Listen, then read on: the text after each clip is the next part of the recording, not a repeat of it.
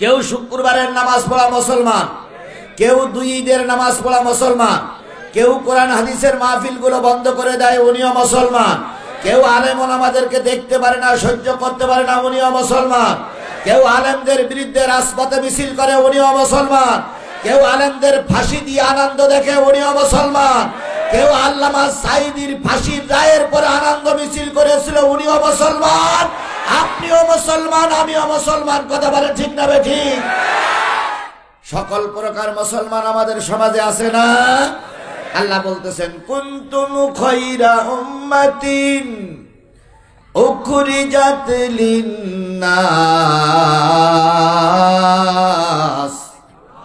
তা'মুরুনা বিল মা'রুফি ওয়া তানহাউনা আনিল মুনকার ওয়া তু'মিনুনা বিল্লাহ।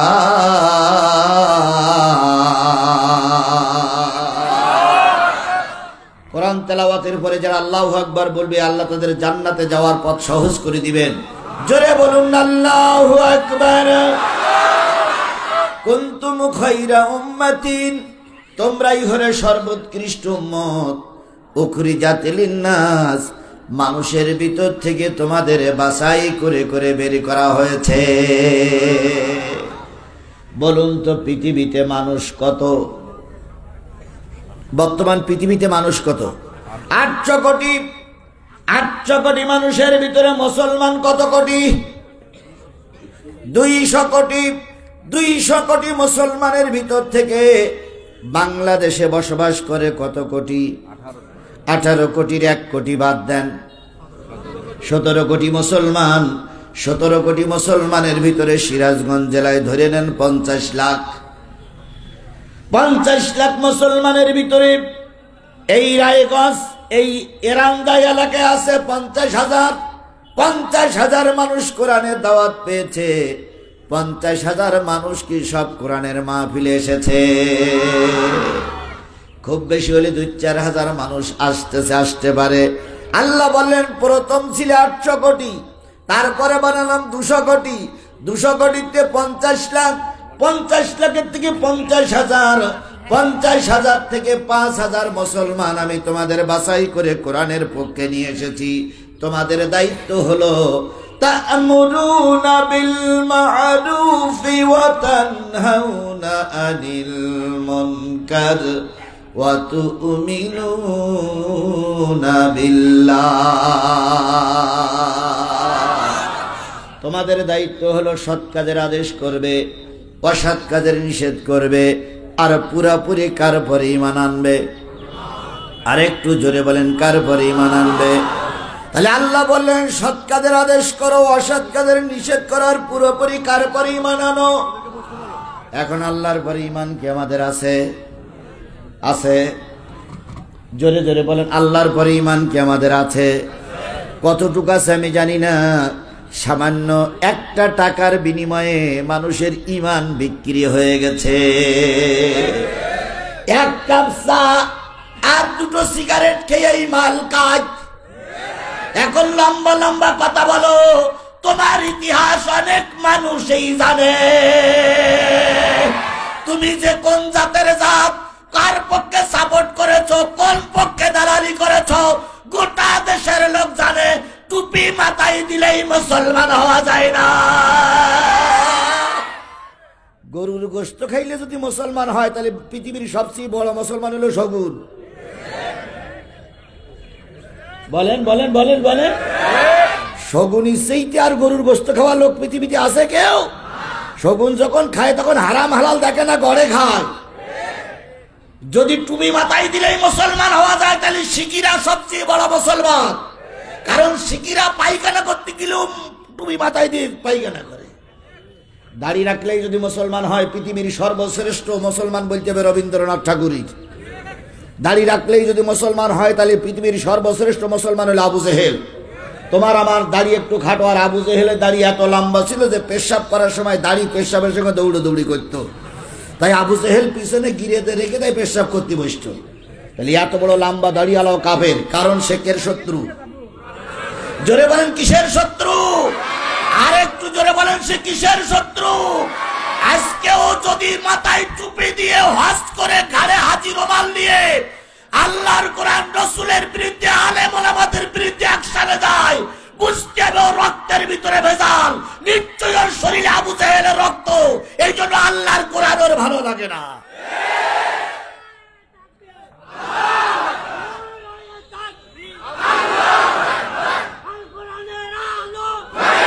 তাহলে আপনি আমি মুসলমান, আপনি আমি মুসলমান, আপনার আমার দায়িত্ব কিসের পক্ষে? সৎ কাজের আদেশ করতে বা সৎ কাজের নিষেধ করতে হবে। আর কার পরে ঈমান আনতে হবে? এই ঈমান আনা শব্দটা বড় কঠিন ভাই। এই যে ঈমান আনা শব্দটা বড় কি কঠিন। যারা স্বেচ্ছাসেবক আছেন, কথা না বলে লোকগুলোর ভদ্রভাবে এই পাশে পাঠিয়ে দেন। যদি লোক বসাতি বসাতি আসরের আজান দেয়, তা ওয়াজ করবো কখন? এক লোক বাজারে আলু বিক্রি করতে গেছে, আলু বিক্রি করতে গিয়ে দেখে যে বাজার এই দাড়িতে পাষাণ। পাষাণ বোঝেন কি? পাষাণ কি বলে আপনাদের দেখি? মানে একদিক কম হয়েছে একদিক বেশি হয়েছে, এর কি বলে?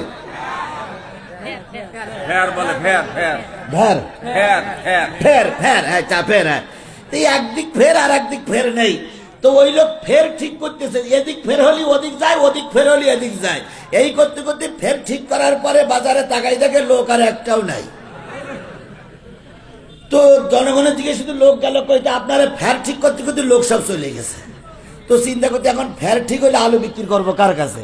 এখন আমারও যদি ফের ঠিক করতে করতে আসরের আজান দেয়, তা আমি কোরআন বলবো কার কাছে? এই জন্য ফেরনার যে যেখানে আছেন সেখানে থাক, দাঁড়াই থাক, বসি থাক, যে যেখানে আছে থাক, আমার কথাটা তো চলুক। দিনের বেলায় খুব কম টাইম, দিনের বেলায় মোটে টাইম মিলাইনাও যায় না। আর এখন শীতকাল তো খুব দৌড়াচ্ছে সময়। তাই বলতেছিলাম, আল্লাহর পরে ঈমান আনা এই শব্দটা বড় কঠিন। কথা বলে ঠিক না ঠিক? এমনও সময় গিয়েছে, বক্তা মঞ্চে উঠেছে, নেতারা চারিপাশ থেকে এসে বক্তার ঘিরে ধরেছে। বক্তা কথা বলতে যে একটু হক কথা বলেছে, পুলিশ ডেকে এনে বক্তারে ধরাই দেওয়া হয়েছে। কথা বলেন, কথা বলেন। অনেক বক্তাকে মঞ্চের থেকে অপমান করে, লাঞ্ছিত করে হাসপাতালে পাঠানো হয়েছে। অনেক বক্তাকে মাইক কেড়ে নিয়ে অপমান করে নামাইয়ে দেওয়া হয়েছে। ওই সময় যে বক্তাগুলো হকের পক্ষে সত্যিকার দাওয়াত দিয়েছে, বুঝতে হবে ওরা প্রকৃত ঈমানদার।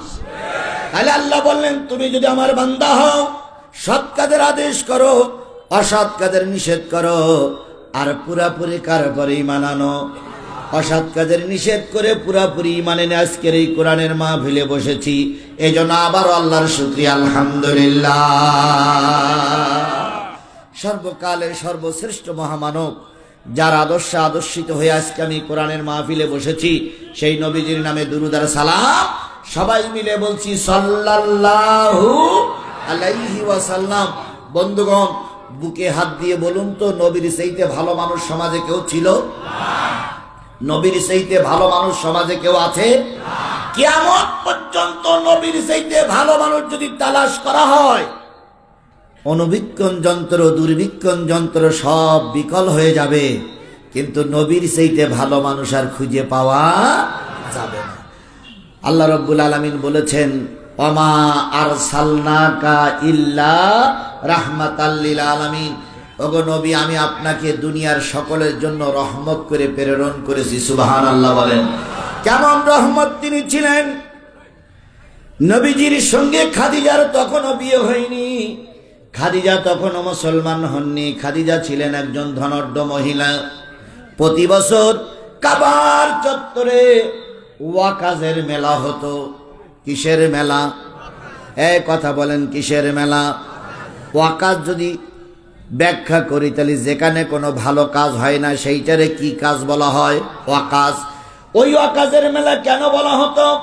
কোন নারীর বাচ্চা হয় না, 5 বছর 10 বছর বিয়ে হয়ে গেছে, স্বামী নারীকে পাঠাই দিত ওয়াকাজের মেলায়। ওখানে আসার পরে সব নেতারা আসতো, ওই নারীটারে যে যেভাবে পারে ব্যবহার করত। ওখানে 1 মাস থাকার পরে নারী মা হয়ে বাড়ি ফিরে যেত। বাড়ি যেয়ে বলতো, আমার স্বামী ওয়াকাজের মেলা থেকে আমি মা হয়ে ফিরে এসেছি। এইটা কি ভালো কাজ না খারাপ কাজ? তাই ওইটারে বলা হয় কি কাজের মেলা? ওয়াকাজের মেলা। সব নেতারা ওয়াকাজের মেলায় এসে ন্যাংটা হয়ে যেত।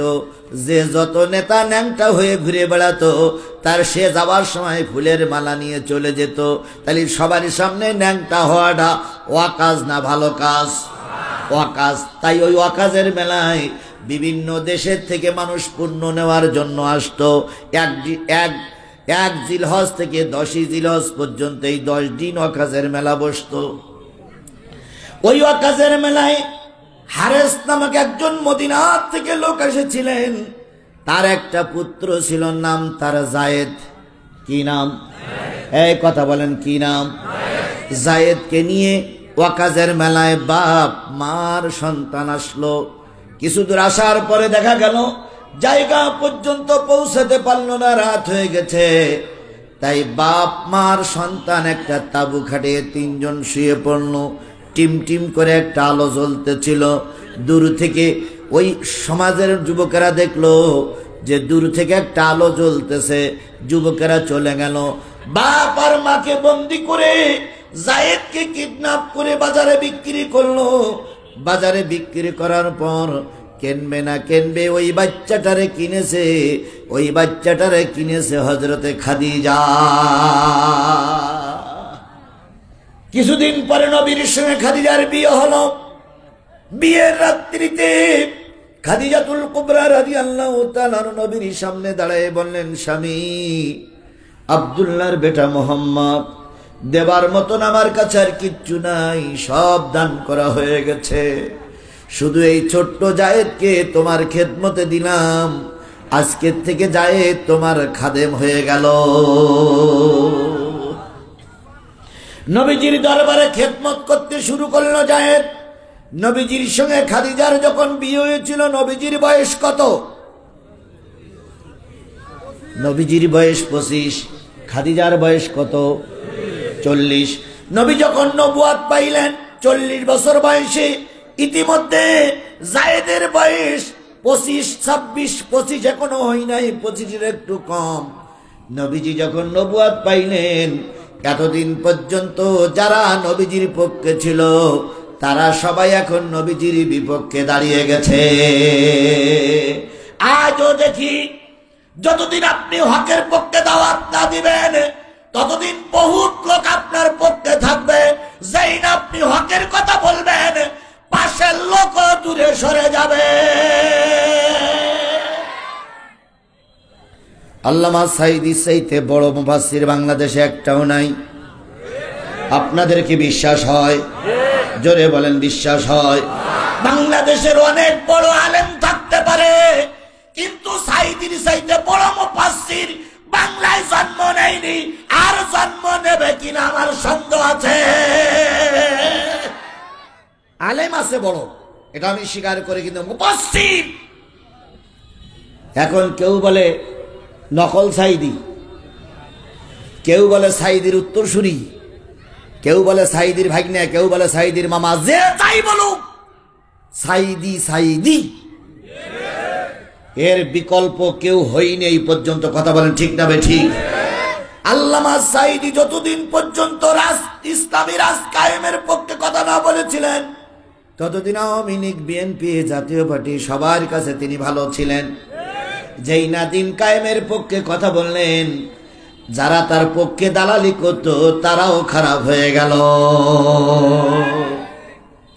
নবীজি যতদিন পর্যন্ত কালেমার দাওয়াত না দিলেন ততদিন পর্যন্ত কাফের মুশরিক বেঈমানের কাছে ভালো ছিল। যেই না নবীজি কালেমার দাওয়াত দিলেন, সেই আপন লোকদের কাছে কি হয়ে গেল? পর হয়ে গেল। জায়েদ নবীর দরবারে নবী কালেমার দাওয়াত দিচ্ছে, এই সংবাদ যখন বাইরে চলে গেল, বাইরের লোকেরা সব শত্রু হয়ে গেল। জায়েদের চাচা, তিনি জাতিতে ইহুদি, তিনি এসেছেন মদিনা থেকে মুহাম্মদ সাল্লাল্লাহু আলাইহি ওয়াসাল্লামকে মারার জন্য। নবীজির সামনে বসলেন, তরবারির বাটটা ধরে রেখেছেন, তরবারি দিয়ে নবীকে হত্যা করে চলে যাবে। হঠাৎ করে খেয়াল করে দেখে নবীজির পিছনে একটা 25 বছরের টকবকে যুবক দাঁড়িয়ে আছে। জায়েদের চাচা চিন্তা করলো, এই যুবককে কোথায় যেন দেখেছি, যুবককে যেন চেনা চেনা মনে হয়। ওই মদিনার থেকে নবীকে মারতে এসেছিলেন যে মুরব্বী, তিনি বাটের থেকে হাতখানা বের করে বলতেছেন, যুবক তোমার নাম কি? আমার নাম জায়েদ। বাবার নাম মোহাম্মদ রসুল্লাহ সাল্লাল্লাহু আলাইহি সাল্লাম, মার নাম খাদিজাতুল কুবরা। নারে যুবক, তোমার আরেকটা পরিচয় আছে, তোমার বাবার নাম হারেস, তোমার বাড়ি মদিনায়, আমি তোমার চাচা। জায়েদ কিছুই বলে না। ওই মুরব্বী জিজ্ঞেস করলে, জায়েদ কিছুই বলো না কেন?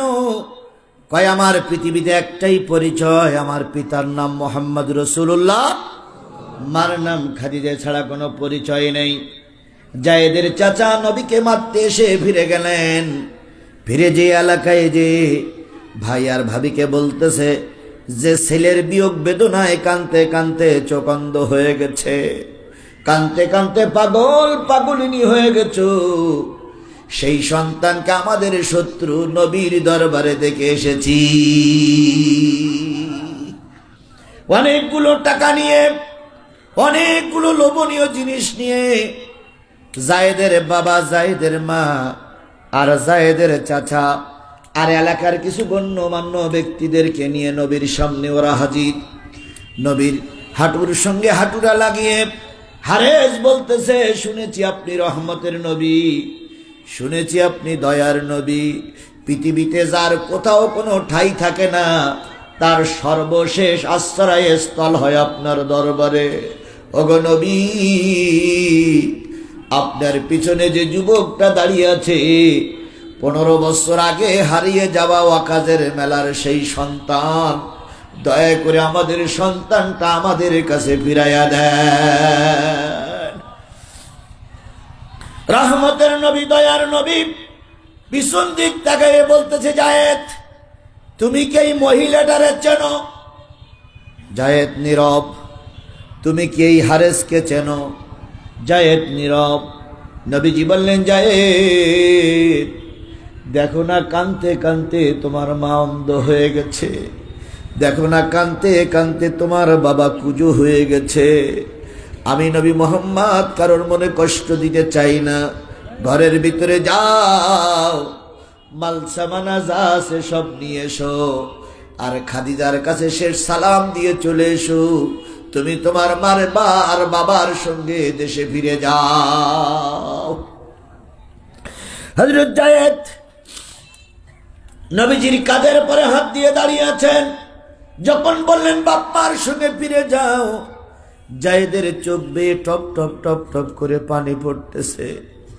গরম পানিগুলো নবীর কাঁধের পরে মাথার পরে পড়তেছে। আল্লাহ নবী মাথা উঁচু করে বললেন, জায়েদ 15 বছর পরে মা পেয়েছো, 15 বছর পরে বাবার সন্ধান পেয়েছো, তোমার তো খুশি হওয়ার কথা, তুমি চোখের পানি ফেলায় কাঁদতেছো, ঘটনাটা কি?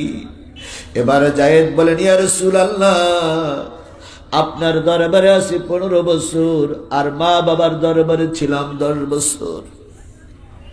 কারণে অকারণে আমি একটা পুত্র, তারপরে মা আমাকে মেরেছে, বাবা আমাকে বের করে দিয়েছে, বাবা আমাকে পিটাইছে, আমার দোষ ত্রুটির কারণে বাপ মা আমাকে ভৎসনা করেছে। আল্লাহর কসম ও নবী, আপনার দরবারে আছি 15টা বছর। 15টা বছরের ভিতরে আপনি কখনো মুখ কালা করে, মুখ ভার করে আমাকে কোনোদিন বকাঝকা দেন নাই। খাবার সময় আসলে আপনি যা খেয়েছেন তাই আমাকে খাওয়াইয়াছেন। আপনি যে পোশাক পরেছেন সেই পোশাক আমাকে পরিয়েছেন। রাতের বেলায় একই কম্বলের নিচে আমাকে ঘুম পাড়িয়েছেন। অনেক অন্যায় কাজ করেছি, একদিন একটু কালামুখী কথা বলেন নাই। আমি বুঝেছি দুনিয়ায় পৃথিবীতে যত দরবার আছে সবচেয়ে উত্তম দরবার হলো নবীর দরবার। ইয়া রাসূলুল্লাহ, আমাকে আপনার দরবার থেকে তাড়িয়ে দিবেন না। মার বাবা নিচে থেকে থেকে এটা লক্ষ্য করতেছিলেন। হঠাৎ করে বাপ মা দুইজন দাঁড়িয়ে গেলেন। নবীর দুই হাত ধরে বলতেছেন, ইয়া রাসূলুল্লাহ, ইয়া হাবিবাল্লাহ, আমি গর্ভে ধারণ করলাম আর আমার স্বামী সন্তানকে জন্ম দিল। 10 মাস 10 দিন পেটে ধারণ করলাম, দুধ খাওয়ালাম, রক্ত মাংস পরিষ্কার করলাম, কত পায়খানা পেশাব পরিষ্কার করলাম। আপনার দরবারে এসে সব ভুলে গেছে।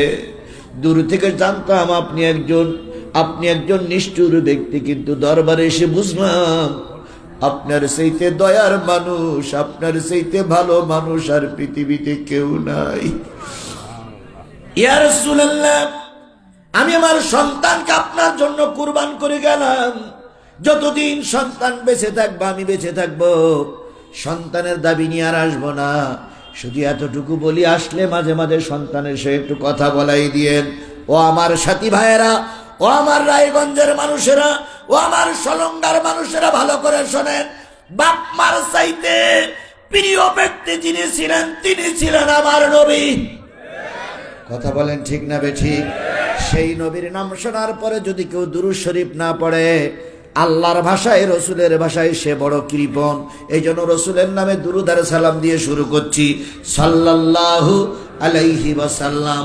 রসুল আমার ভালোবাসা, রসুল আমার আলো আশা, রসুল আমার প্রেম বিরহের মূল আলোচনা, রসুল আমার কাজে কর্মের অনুপ্রেরণা,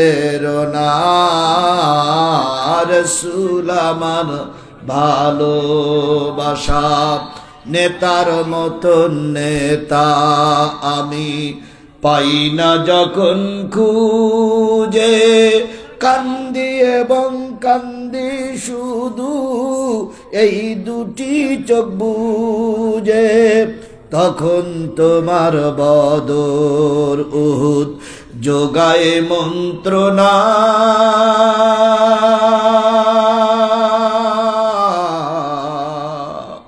রসুল আমার কাজে কর্মের অনুপ্রেরণা।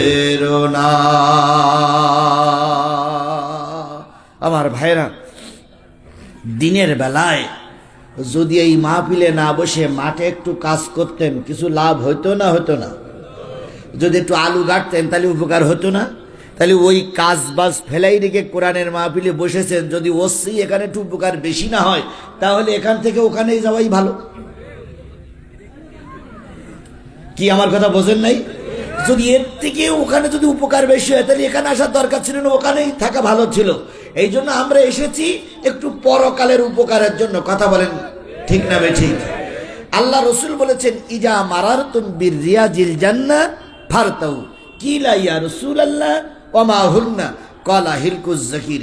নবী বলেন, দুনিয়ায় যখন জান্নাত দেখবে, দুনিয়ায় যখন জান্নাতের মজলিস দেখবে, দুনিয়ায় যখন জান্নাতের বাগান দেখবে, সেখানে তোমরা একটু অবসরটাই, সেখানে একটু ঢোকো, সেখানে একটু কাজ করো, সেখানে একটু সময় দাও, সেখানে একটু সময় দাও, সেখানে অল্পক্ষণ বসো, যাতে করে পরকালের জান্নাত যাওয়া সহজ হয়।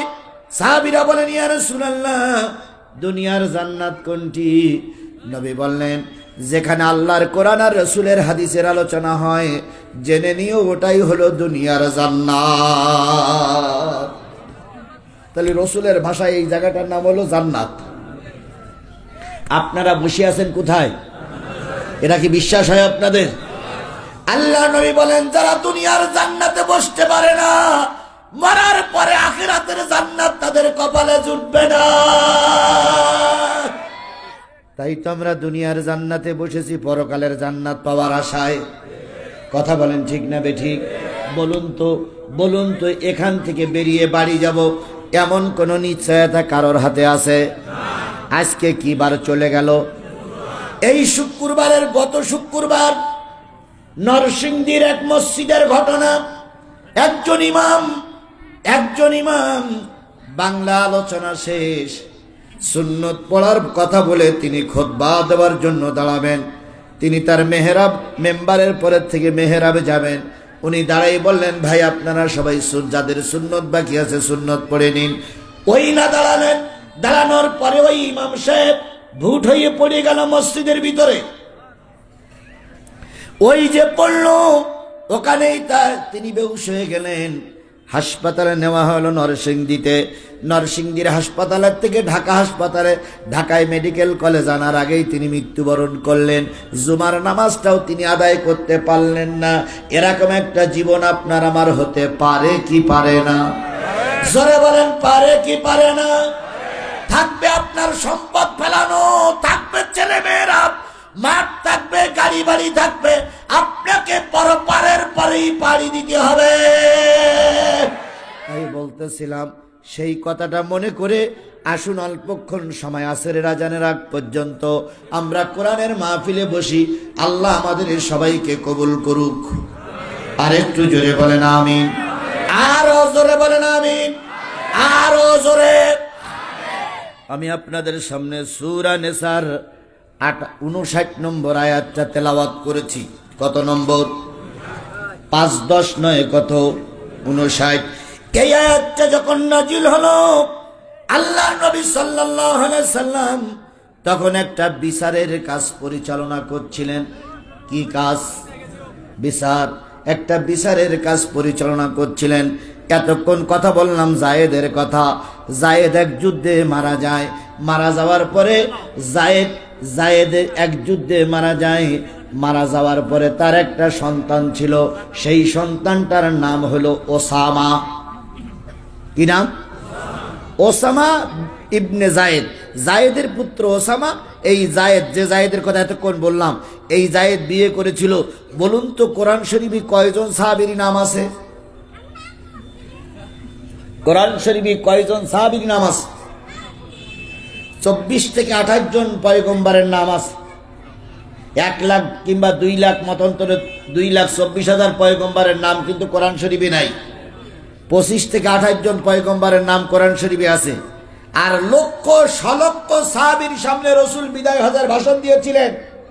এই সলক্ষ 1,25,000 সাহাবীর সামনে তিনি শেষ ভাষণ দিয়েছিলেন। এই কোরআন শরীফে কয়জন সাহাবীর নাম আছে? হায় রে আলোচনা! সবাই আজকে মুখস্থ করে নেন। আবার কোনদিন যদি কেউ প্রশ্ন করে ঠাস করে উত্তর দিবেন কোরআন শরীফে একজন সাহাবীর নাম আছে। আরে বাবা, তোমরা এই করতে করতে যদি সময় চলে যাবে, আলোচনা করবো কখন?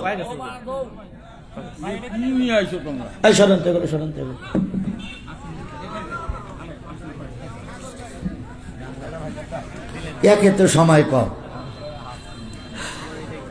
বন্ধুগণ, কোরআন শরীফে কয়জন সাহাবীর নাম আছে? একজন। তিনি হলেন এই জায়েদ। আবু বকরের নাম কোরআন শরীফে নাই, ওমরের নাম কোরআন শরীফে নাই, ওসমান আলীর নাম কোরআন শরীফে নাই। একজন সাহাবীর নাম আছে। তিনি কে? এই জায়েদ। যে জায়েদের কথা এতক্ষণ বললাম। এই জায়েদ রাসূলের কি পুত্র? পালক পুত্র। এই জায়েদ বিয়ে করার পর এক যুদ্ধে মারা যায়। যখন মারা যায় তখন জায়েদের একটা পুত্র সন্তান ছিল। নাম কি বললাম? ওসামা। হাসান হোসাইনকে রাসূল যতটুকু আদর করতেন, ওসামাকে ততটুকু আদর করতেন। 3টা খেজুর যদি আসতো 3 জনকে ভাগ করে দিতেন। একটা খেজুর যদি আসতো 3 জনকে ভাগ করে খাওয়াতেন। নবী একা একা খাতেন না। হাসান হোসাইনকে রাখতেন 2 পাশে, ওসামাকে রাখতেন বুকের পরে। ওসামা যেহেতু এতিম মানুষ ছিল, এই জন্য ওসামার আদরটা মহব্বতটা বেশি ছিল। আল্লাহ রাসূল বলেন, কোন এতিম বাচ্চার মাথার উপরে যদি হাত দেওয়া হয়, ওই মাথার পরে ওই মাথায় যত চুল থাকবে তত পরিমাণ গুনাহ আল্লাহ মাফ করে দেবে। তাহলে এতিমকে বুকের পরে করে নিয়ে শুয়ে থাকতেন, অথবা কখনো এতিমকে ডাইনে শোমাতেন, হাসান হোসাইনকে বাবে শোমাতেন। এমত অবস্থায় আল্লাহর নবী মদিনায় চলে গেলেন। মদিনা একটা ইসলামী রাষ্ট্র হয়ে গেল। ওই রাষ্ট্রে যাওয়ার পর একজন ব্যক্তি চুরি করলো। তিনি ছিলেন মদিনায় বড় একজন লিডার, কিন্তু তিনি এখনো কালেমা পড়ে মুসলমান হননি। ইহুদি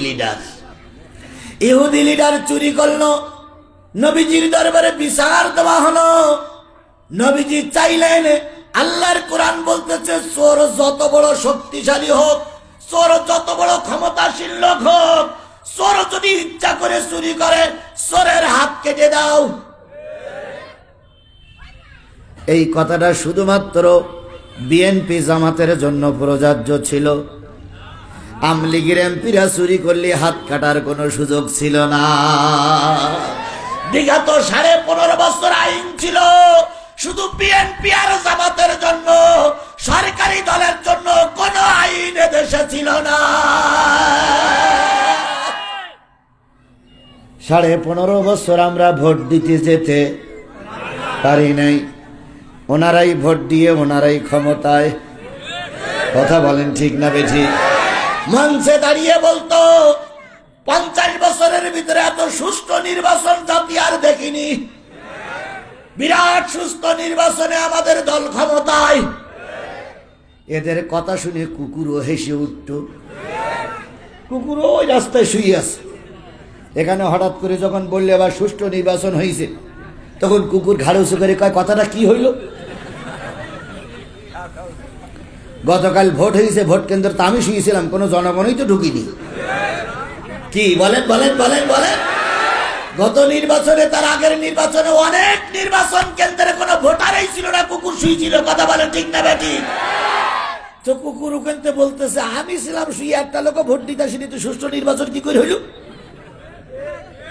নেতা ময়দানে দাঁড়িয়ে কত বাকবাকুম করেছে, আর জনগণ তার গলায় ফুলের মালা পরিয়েছে। এখান থেকে 5 মাস আগে যে জনগণ তার গলায় পরাইছিল ফুলের মালা, এই জনগণ এখন জুতা পিটা করে মামুর বাড়ি দাঁড়িয়ে দিয়েছে।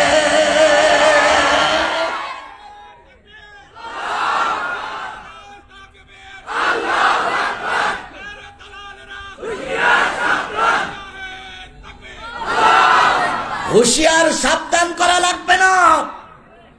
আমরা 18 কোটি মানুষ শপথ দিয়েছি, আর যদি আওয়ামী লীগের নাম করে কেউ ময়দানে মাথা উঁচু করে, প্রত্যেকটার কাল্লা আলাদা করে দেওয়া হবে।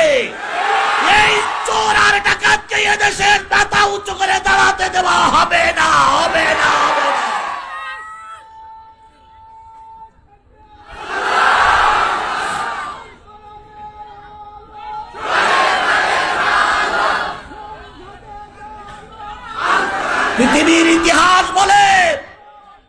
পৃথিবীর ইতিহাস বলে কোন স্বৈরাচার পালাই যাওয়ার পরে আর সরকার গঠন করতে পারেনি।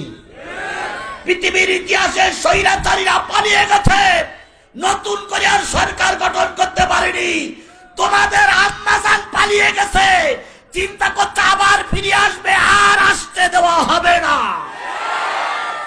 আর এখন বলতেছে আমি সীমানার পাশেই আছি, চট করে ঢুকে পড়বো। তাই বলতেছে না? কি করে ঢুকে পড়বে? চট করে ঢুকে পড়বো, আর আমরা আঙুল চলবো। সেই শনিবার অনেক আগে পাল্টে গেছে। কথা বলেন ঠিক না বেঠিক? আর ওই মা ডাক শুনে কিছু কিছু এদিককার কিছু কিছু সন্তানেরা বাকবাকুম বাকবাকুম বাকবাকুম করতেছ। একটা জিনিস মনে রেখো, মা চলে গেছে, সা বিপদে ফেলাই রেখে গেছে। কথা বলেন ঠিক না বেঠিক? গাই গরু চলে গেছে, বাছুরে পাশে রেখে গেছে। যে মা তার সন্তানকে বাঘের মুখে দিয়ে পালিয়ে যেতে পারে, এ মা নামের কলঙ্ক, এ মা নামের কলঙ্ক। খালেদা জিয়ার রায় হয়নি, খালেদা জিয়া পালাই গেছিল। বাংলাদেশ জামাত ইসলামীর শীর্ষস্থানীয় নেতাদের ফাঁসিতে ঝুলানো হলো, অগণিত মানুষদেরকে জেলে ভরা হলো। বাংলাদেশ জামাত ইসলামী ময়দান ছেড়ে পালিয়ে গেছে। জোরে বলেন, পালিয়ে গেছে। বাংলাদেশের সবচেয়ে বড় গাদ্দার, সবচেয়ে বড় মুনাফিক এরশাদ আর তার দল। বলুন তো, এরশাদ এবং তার দল কি দেশ ছেড়ে পালিয়ে গেছে? তাহলে কেউ পালিয়ে যায়নি। তুমি এত মানুষ কন্যা, গণতন্ত্রের মানুষ কন্যা, স্বাধীনতার পক্ষের শক্তি, একটু নাড়া দিলে টুস করে পালাই চলে গেলে। আবার এখন বলতেছে সীমানার পাশে আছি, টুস করে ঢুকে পড়বো। আসো আসো, আমরা অপেক্ষা করতেছি। আইসো চট করিয়া আয়না ঘর তোমার জন্যে রাখছি গো সাজায়া আইসো চট করিয়া আয়না ঘর তোমার জন্যে রাখছি গো সাজায়া আমরা রিসিপিশনে বৈশাসি রিসিপিশনে বৈশাসি জুতোর মালা লইয়া আয়না ঘর তোমার জন্যে রাখছি গো সাজায়া নির্বিচারে মারছো মানুষ ক্ষমতার লাগিয়া নির্বিচারে মানুষ খুন হয়নি আমার জাতীয় স্পষ্ট করে বলতে হবে নির্বিচারে মানুষ খুন হয়নি বিডিআর হত্যার জন্য এই ব্যক্তির বাচ্চা দায়ী হেফাজতের আলেমদেরকে লাইট নিভাইয়ে রাতের অন্ধকারে গুলি করে মারার জন্য এই ফেরাউনের বাচ্চাই দায়ী আল্লামা সাঈদী রায়ের জন্য আল্লামা সাঈদী রায়ের পরে ৩০০ যুবককে গুলি করে মারার জন্য এই ফেরাউনের বাচ্চা দায়ী এই ফেরাউনের বাচ্চা দায়ী এই ফেরাউনের বাচ্চা দায়ী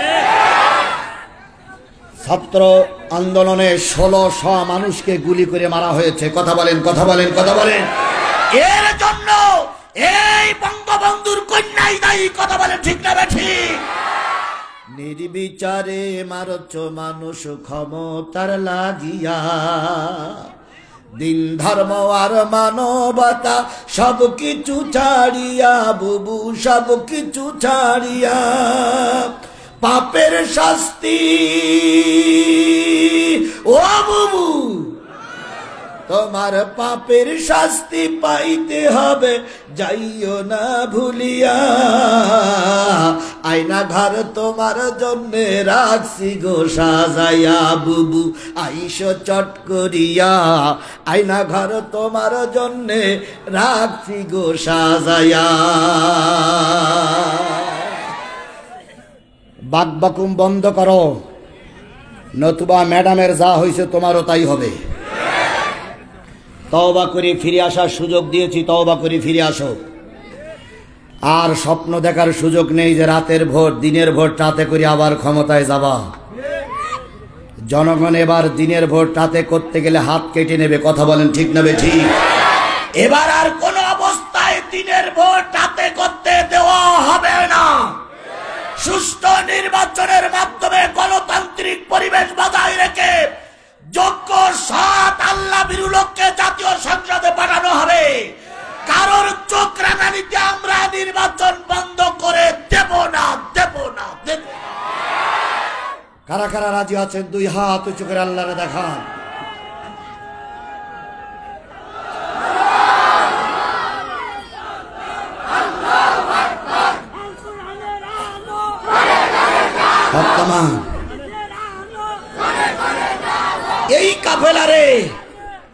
এই কাফেলারে মাঝপথে ওয়াজ বন্ধ করে দিতে আমার মনে যে কত কষ্ট লাগবে তার কোনো ইয়াত্তা নেই তারপরও আমাকে হয়তো মাঝপথে বন্ধ করে দিতেই হবে কারণ মুয়াজ্জিন তার আমার কথা শুনবে না মুয়াজ্জিন আমার কথা শুনবে সুতরাং আমার দিকে সবাই যে যেখানে আছেন দাঁড়ানো বসায় যে যেখানে আছেন আমি বারবার ঘড়ি দেখতেছি আজানের আগেই আমি আজানের সাথে সাথে আমি ছেড়ে দেওয়ার জন্য চেষ্টা করব খেয়াল করতে হবে বন্ধুগণ তিনজনকে নিয়ে রাসূল ঘুমাতেন মনে আছে তো হাসান হুসাইন ওসামা এমত অবস্থায় ইহুদি এক লিডার কি করলো বলে গেছেন চুরি করলো চুরির নির্দেশ হলো কি কেটে দাও কি কেটে দাও হাত কেটে দাও আল্লাহ নবীর কাছে বাদী বিবাদী বক্তব্য পেশ করলেন পেশ করার পরে যে আসরের আজান হয়ে গেল নবীজির মুভমেন্ট দেখে নবীজির চেহারা দেখে সকলে অনুমান করলেন নবীজি নামাজ পড়ে সে এই রায় কার্যকর করবে আর এই রায় কার্যকরের দৃষ্টান্ত হলো হাত কেটে দেবে এখন ইহুদিদের এলাকায় আমরা আসছি যদি হাত কেটে দেয় সব ইহুদিরা মুসলমানদের বিপক্ষে চলে যাবে তাতে করে মুসলমানদের ক্ষতি হবে আবু বকর ওমর ওসমান সবাই চিন্তা করলেন নবী হাত কাটার রুলটা যদি একটুখানি স্থগিত করতেন মুসলমানদের উপকার হতো নবীজির ভাবলেকে বুঝলেন কারোর অনুরোধ নবীজি রাখবেন না। আজকে বাংলাদেশের কিছু লোক ভয় পাচ্ছে ভারতের মতন ইহুদির বাচ্চারা আমাদের ক্ষতি করবে।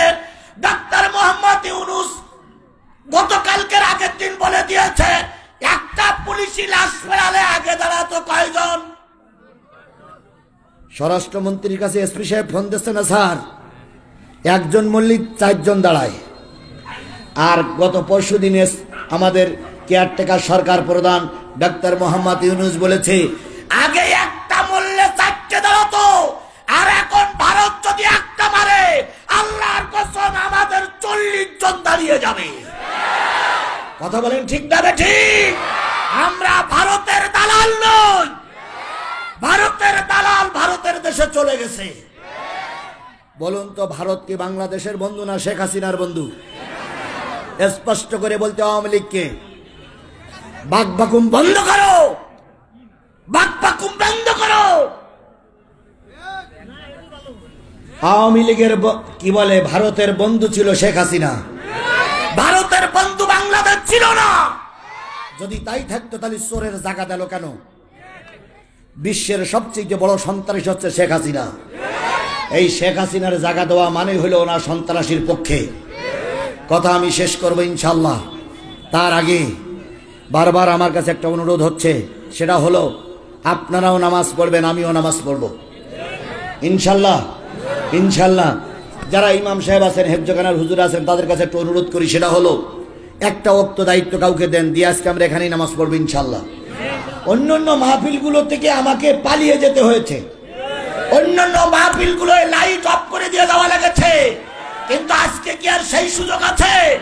জোরে বলেন, সেই সুযোগ আছে? যদি কেউ আমার দিকে চোখ তুলে তাকায়, তার চোখ তুলে কুকুরি দিয়ে খাওয়ানো হবে। কথা বলেন ঠিক না বেটি? জিহ্বা উঁচু করে কথা বললি জিহ্বা ছিঁড়ে ভারতে পাঠিয়ে দেওয়া হবে। সুতরাং এখন আর ভয় পাওয়ার কোনো সুযোগ নাই। আমি একজন মুসাফির, আমি একজন মাজলুম। আপনাদের সঙ্গে আসরের নামাজ এখানে আদায় করবো ইনশাল্লাহ। তারপর আমি অন্য জায়গায় চলে যাব, কিন্তু সেই পর্যন্ত সময় আপনারা দেবেন, দেবেন, দেবেন। একটা কওমি মাদ্রাসা, বলুন তো এই মাদ্রাসায় সরকারি টাকায় চলে না পাবলিকের টাকায় চলে? কাদের টাকায় চলে?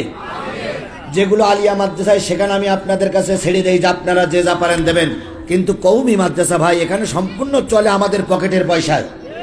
এখন এই মাদ্রাসায় 50টা টাকা দিতে হবে, 50টা টাকা দিতে হবে। সবাই রাজি আছেন? 50 টাকা না হলে বেশি দেবেন, কম দেবেন, কিন্তু 50 টাকার নিচে না দেওয়ার জন্য চেষ্টা করবেন। এবার আমি আপনাদেরকে বলি, 50 টাকা না থাকলে 40 টাকা দিবেন, 40 টাকা না থাকলে 30 টাকা দিবেন, 30 টাকা না থাকলে 20 টাকা দিবেন, 20 টাকা না থাকলে 10 টাকা দেবেন। যদি টাকা না থাকে আমার কাছ থেকে হলাত করে নিয়ে যাবেন। যদি টাকা না থাকে, যদি চাইলেন টাকা তো নেই, তাহলে আমার কাছ থেকে নেবেন, পরে একদিন দিয়ে দেবেন। আর না দিলে কিয়ামতের দিন বলবো আল্লাহর কাছে টাকা বাতাম দেয়নি, তাহলে আপনি ধরা হয়ে গেলেন। সুতরাং দরকার নেই, যার যা আছে, কার পকেটে টাকা আছে 2 টাকার থেকে শুরু করে ওপরে যত টাকা জন্য হাত তোলেন, তো টাকা দেওয়া লাগবে না, শুধু হাত তোলেন তো পকেটে টাকা আছে। মাশাআল্লাহ, মাশাআল্লাহ, মাশাআল্লাহ। এই লোকগুলো অনেক সত্যবাদী, মাশাআল্লাহ। আপনারা সব হাতগুলো পকেটে দেন, আমিও পকেটে দিচ্ছি, সব হাতগুলো পকেটে দেন। সময় খুবই কম, হাতগুলো পকেটে